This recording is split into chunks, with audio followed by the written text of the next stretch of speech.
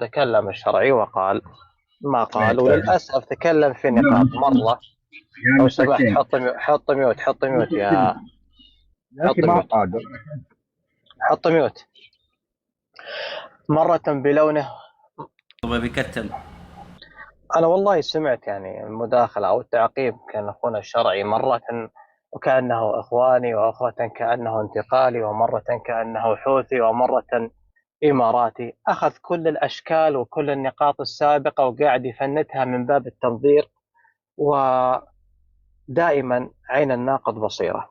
أنت يوم تجيني على فترة ال10 سنوات بعد ما اتضحت كثير من النقاط وكثير من الأمور، أنا برجع وأقول لك كونك تناطح جبل من السهل جدا أن تأخذ الحصى وترمي عليه وتصيبه. سؤالي وتعاطي أنا مع الأزمة اليمنية يوم نتكلم معك حنا كأخوان وكأشقاء. في إحدى البثوث السابقة أحد الانتقاليين سألنا قال أنتم لا تحترمون اليمنيين. قلت والله من رأى نفسه في حلة عدم الاحترام فهو يستحق، ولكن المملكة العربية السعودية تعامل أخوانها اليمنيين كالرجال. كونك في خلاف مع الشرعية أو معلش راح أكون صادق قليلا، وقد يكون الكلام وقع قوي، أو قد يكون لك ارتزاقك الخاص بين قوسين خاين أصلا لبلدك وداخل في كثير من الأجندة الخارجية. هذا الشخص يا أخي، أنا لم أشخصن معك. تأدب معي، تأدب لو سمحت. أنا أتكلم أنت في لايف يمني وعليك أن تتأدب. دقيقة لا تسيء. لا أسمح لك. أنا طرحي قوي جدا. أفكاري وليس شخصي. قوي وما راح تتكلم. لا تتأدب. أنا أرد على محمد بن سلمان وأنت. محمد بن سلمان ألجمه. لا تقاطع. حط ميوت. لا ما حط ميوت وأنت تتعرض لشخصي أنا. لا. إذا ما تتحمل ما أسمح لسعودي يتعرض لي في لايف يمني. أنك مرتزق ولك أجندتك الخاصة وقاعد تسيء لبلدك وترتزق على ظهر بلدك ووضعك أصلا مسيء. تتأدب معي. حط تتأدب معي. لا تتأدب. بنقاطعك قاعد أنت تتأدب. لا أنا لم أذكرك أن يلجم هذا الشخص ولم أتكلم عن شخصك. الإخوان مسيرين النقاش هذا. نتكلم معك. الإخوان مسيرين. أرجع وأنا أقول لك رجالك ملازقة كثير يا شرعي. خلني أكمل مداخلتي وتعلم بصمت. أنك تتكلم عني. لو سمحت أنت سعودي في لايف يمني. لو سمحت. أنت سعودي في لايف يمني تتأدب. مرة بثوب إماراتي ومرة بثوب حوثي. أنت سعودي في لايف يمني تتأدب. فهمت؟ أنت سعودي في لايف يمني تتأدب. وأمثالنا أنت سعودي في لايف يمني تتأدب. أمثالنا خلوك تتأدب. هذا العنجهية روح احترم نفسك وتحمل قوة الكلمة. روح عند المنبطحين عندك بالرياض ما تمارسها علينا. ما تقدرش تمارسها علينا. ما تقدرش. أنت سعودي تتأدب. شوف سعودي تتأدب. سعودي أنت في لايف يمني. أنا أدبتك فلا تقعد ترتزق. إذا أنت تنطع باليمنيين تتأدب، وأتحداك أن تناقشني بالأفكار. اليمنيين الآن. أتحداك أنت تناقشني الآن مرة بالأفكار. تتكلم بصوت الإماراتي، ومرة بالإخوان، أتحداك تناقشني بالأفكار. بالحوثي ناقشني بالأفكار. أتحداك. ما تستطيعون. شوف من يطبل لك. أنت لا تستطيع. ما تقدرش. شوف من يطبل لك. يوم أصبحت المداخلة أصحاب الكلام ما تحملت قوة الكلمة يا شرعي وقاعد تتكلم. على النبي يا استاذ اسعد انت والاخ. اخوان انا يوم اتكلم انا معتاد اني ارد عليه ولا على غيره. يوم يجي ويتلون باكثر من تلون وما يبغانا نرد عليه، لا بنرد عليه وبنرد على شاكلته. لن احترم شخص ما احترم بلده وخان وطنه. لن احترم شخص ارتزق من الخارج لاجنده خارجيه على وطنه.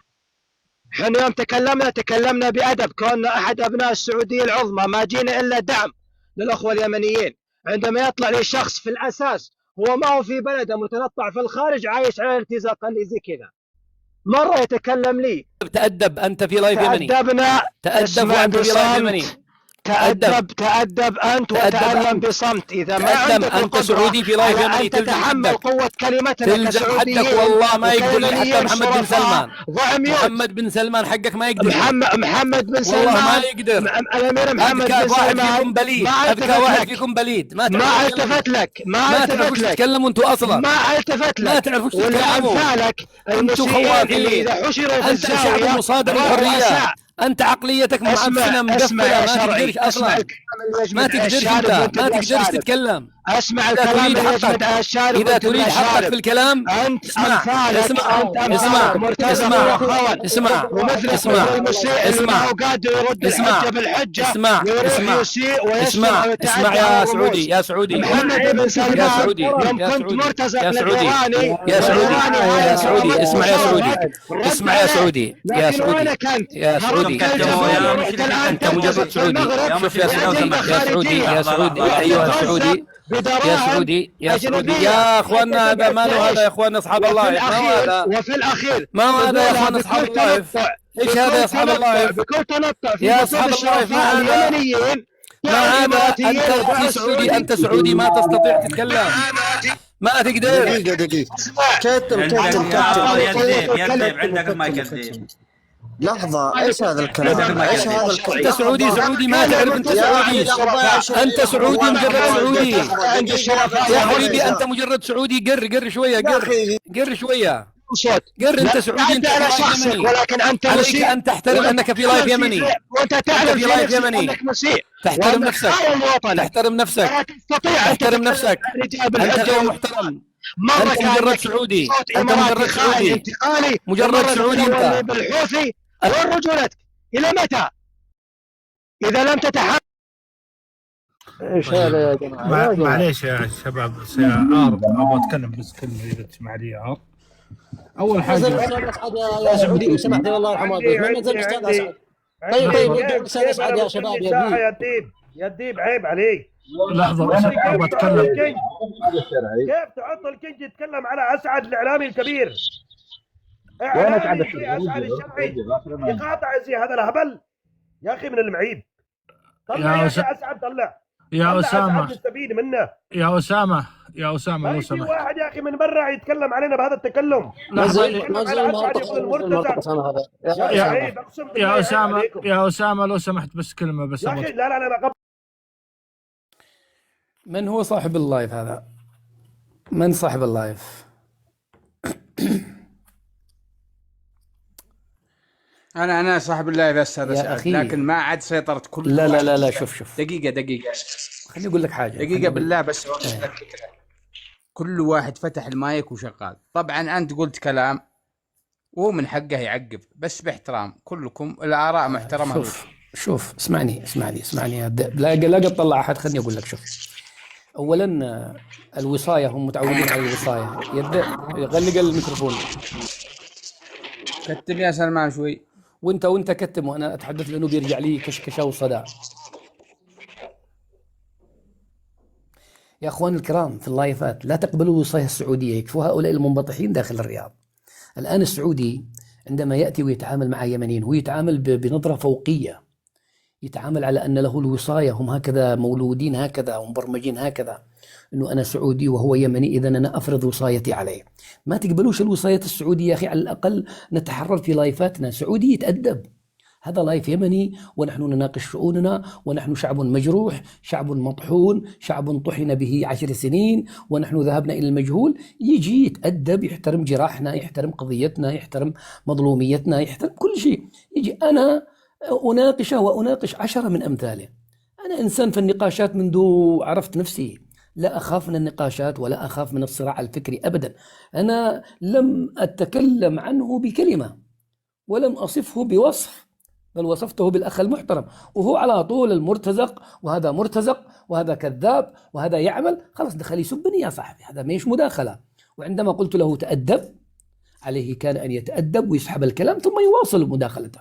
أنا أتمنى يا الذئب أن تكون ذئبا حقيقيا أنت وجميع اليمنيين. لا تتركوا أي سعودي يمارس علينا الوصاية. طز في أكبر كبير داخل السعودية، طز في أبو أكبر كبير داخل السعودية، قسما بالله ندق أبو أكبر كبير على رأسه داخل السعودية. هو إذا هو متعود على شوية مغتربين وعلى شوية شرعية يمارس عليهم الوصاية والإذلال، نحن نرفض هذا الذل. إنه يجي لك سعودي يملي. تعرف وش قال؟ إنه قال جميع الأطراف اليمنية كلها سيئة. يا رجل بيراكم كلكم ولا حاجة، بيراكم كلكم ولا شيء. خلاص وصلت الفكرة. عيب يا أخي، وصلت الفكرة. دقيقة بحر بالله يا بحر، خلوني أدير لايف شوية. أخ أسعد، أنا تمنيت أنك ما تطرق رموزهم محمد بن سلمان وهذه الأشياء، أما أنت وهو تقادح كيف ما تبغون. رموزنا يا أخي، أنا اليمن رمز. لا اليمن رمز. أستاذ أسعد أنت غلطان في التعرض للرمز حقه، له الحق يدافع فعلا. ايوه ده ببرر له، الحين برر له انت، برر. لا ما هو برر، انت انسان. هو بيقول لي انسان سياسي لا رجل. اناقش، تعرف طرق الحوار، الرموز ممنوعه. ممنوعه عند من؟ عندهم. لا عند الكل. ما اللي قال لك اني ممنوعه يا اخي؟ الان اذا قلت انا محمد بن سلمان ودى اليمن في 60 داهيه. تحياتي. طيب دقيقة هدير اللايف. أنا الحين ساعتين في ديار الارتزاق برا. يا ذيب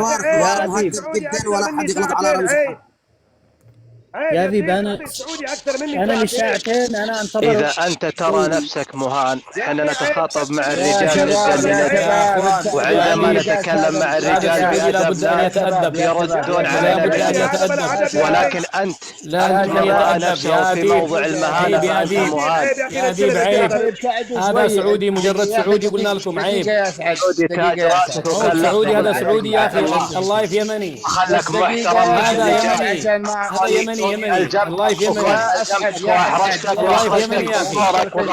الله يفهمني. وهذا قليل يا ادب. مستر كينج، انا طلعتك عشان تحاور سياسي، الله يرضى عليك. شخصا لا كذا مو كويسه، كذا مو دقيقه. تعطيني الاداره يا شباب صلوا على رسول الله. بدخلونا ندير اللايف هذا ولا قفلنا وخلاص؟ ما عاد نبغى. تفضل. انتوا قلتوا نقبل كل الاطراف، حتى الاستاذ اسعد قال اقبلوا حتى اخواننا السعوديين نتحاور معهم وما في مشكله. اذا ما في حريه في الراي وما واحد يتحمل الثاني، فما له داعي ان احنا نناقش موضوع السعوديه واليمن والشرعيه كان عندي حوثي هنا قبل شويه يتكلم يقدح من راسه، وعندي اطراف ثانيه تتكلم، لكن تحول الحوار بين الاستاذ اسعد ومستر كينج، كل واحد قاعد يدافع عن بلده. يا اخوان هذا منبر حر للكل بس بدون اسقاطات. هذا الفكره، ولا تركنا الحوار وما عاد له داعي نتحاور احنا ومن؟ اتحاور انا والاستاذ اسعد مثلا؟ يا ديب الله يحفظك، في معاك مشرف يعطي الكينج اكثر من 3 مرات، ونحن كيمنيين قاعدين نجلس نتفرج. يا اخي نوزع الحين يا سلمان، دير اللايف وعد كل واحد 3 دقائق بالله. المايك عندي لو بالله خلوني ادير يا اسامه.